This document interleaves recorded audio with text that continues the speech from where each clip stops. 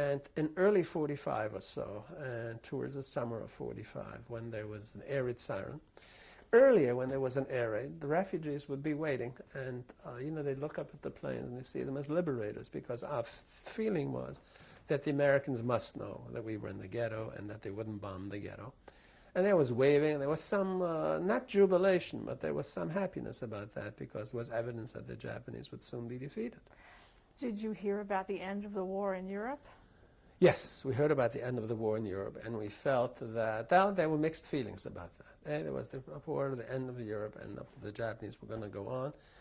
And on the one hand, it became clear to us that now all the attention would be focused on the Japanese. On the other hand, that may have meant that there was going to be an invasion. So we had very mixed feelings about that.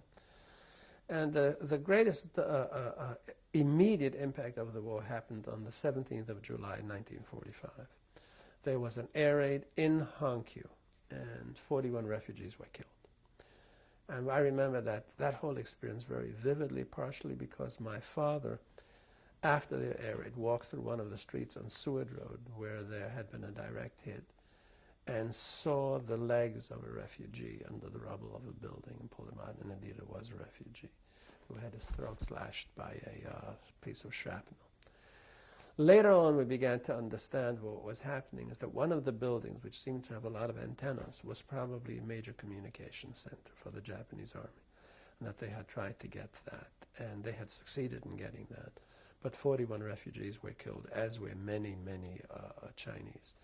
After that, everybody ran to jail. As soon as we heard an air raid, then we knew this was serious business. Fortunately, of course, it was the 17th of July, 45, and shortly thereafter, we heard in the Shanghai Jewish Chronicle, which by that time became a 4-page paper, and of very poor stock, etc. There was a tiny article talking about a bomb having been exploded using atomic something. We didn't know what that meant, but there were some refugees who understood. And these people said, if this was truly what the paper said, then the war could not last long. This was incalculable damage. Next thing we knew became August, mid-August. And on one day in mid-August, suddenly, we heard that the news became very sketchy. And the Japanese simply disappeared. And we couldn't figure out what was going on. The Japanese were a constant presence. I mean, there were troops and all of that. And suddenly they disappeared. And within a few days, there were rumors that an American tank had landed. Indeed, of course, there wasn't a tank, it was a Jeep. A Jeep American. And that's how we found. It was really very funny in retrospect to think about that, because for 3 or 4 days, we heard rumors of surrender, the war end, but there was no news. There was no hard news. No one had hard news. And wherever the news that was being given to the Shanghai Jewish Chronicle came, that communication had broken down. And for a few days, nobody knew. We didn't know whether to celebrate or not to celebrate. Because, if we had made a mistake and the Japanese found out, we were going to be in for it. But then it turned out that the war was over, and we heard about the Jeeps landing, and that there were American forces coming, and that's how we found. Then, of course, there was great joy and jubilation. And underneath that, there was the fear about what had happened in Europe.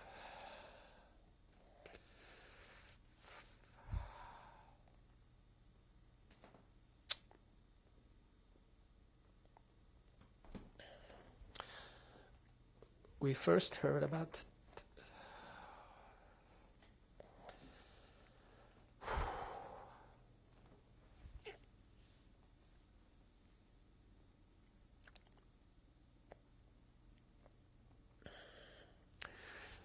first heard about Treblinka.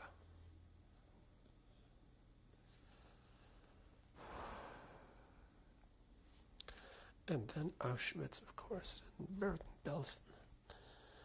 And it was a horrible time because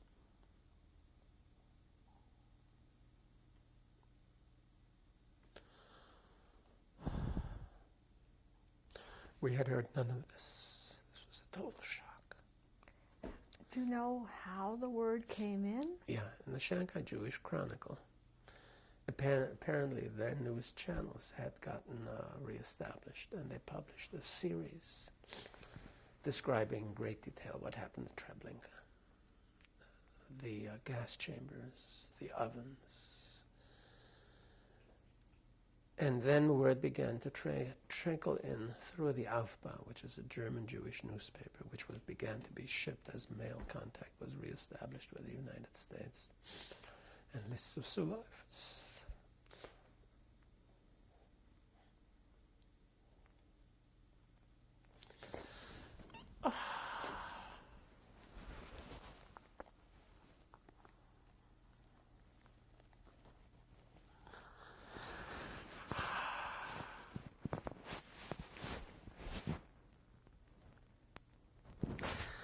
And of course, lists of people who hadn't.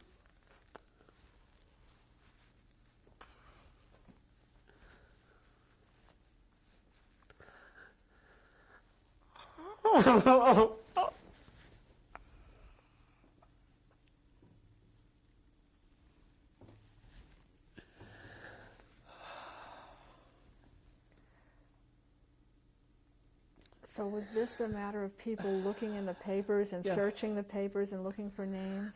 The papers were posted as the Aufbau would arrive. It was posted who survived and who didn't.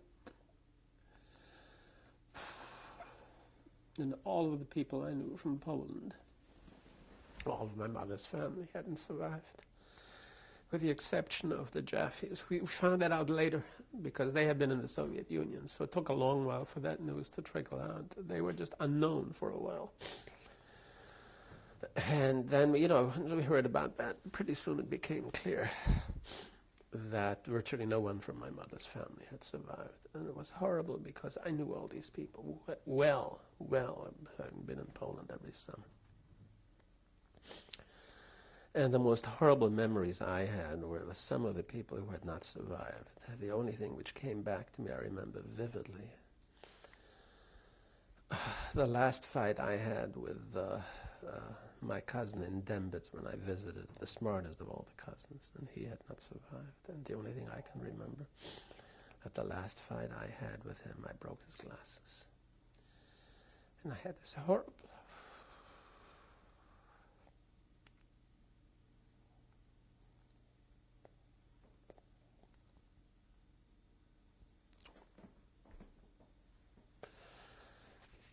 how could I have acted so badly? And of course, I should have died in his stead, etc., etc., etc. And at this time, you were still not quite 13? Not quite 13. And at the same time, Puppa, who was Zalo Blaufeld's sister, the last memory I had of her, I remember we visited their house, and she obviously had some problem on her buttock. She had a blister or something. And I figured out because her mother and my mother, who was my aunt, were talking about it. And so my mother and her mother decided to examine, and I peeked through the keyhole, and she found out. And of course gave me hell, and she didn't survive. She was a very pretty, very smart, very lively girl.